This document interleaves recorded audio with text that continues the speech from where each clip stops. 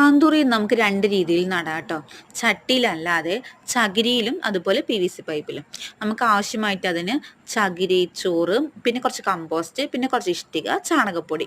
അപ്പം ഞാൻ എല്ലാം കൂടി മിക്സ് ചെയ്തിട്ട് അത് ആ ചെടിയിലേക്ക് ബോൾ രൂപത്തിൽ പിടിപ്പിച്ചു. എന്നിട്ട് നമ്മൾ ചകിരിയിലേക്ക് അത് വെച്ചിട്ട് ഒരു തേങ്ങയുടെ രൂപത്തിൽ തന്നെ അത് അടച്ചു വെച്ചു കേട്ടോ. എന്നിട്ട് നല്ല ടൈറ്റാക്കി കെട്ടുക. ഹാങ് ചെയ്യുന്ന രീതിയിലാണ് ചെയ്തിരിക്കുന്നത്. അപ്പം അങ്ങനെ നല്ല ടൈറ്റാക്കി കെട്ടി. അപ്പോൾ ഇതേ രൂപത്തിൽ. പിന്നെ അടുത്തതായി നമ്മൾ PVC പൈപ്പ് ഏകദേശം നല്ല വലുതാണ് കേട്ടോ, നല്ല ഹോളുള്ളതായിരുന്നു. അപ്പോൾ അതിലേക്കും ചകിരിയും ഇഷ്ടികയും എല്ലാം കൂടെ ഫില്ല് ചെയ്തു, വെള്ളം താഴേക്ക് ഒഴുകി പോകുന്ന വിധത്തിൽ.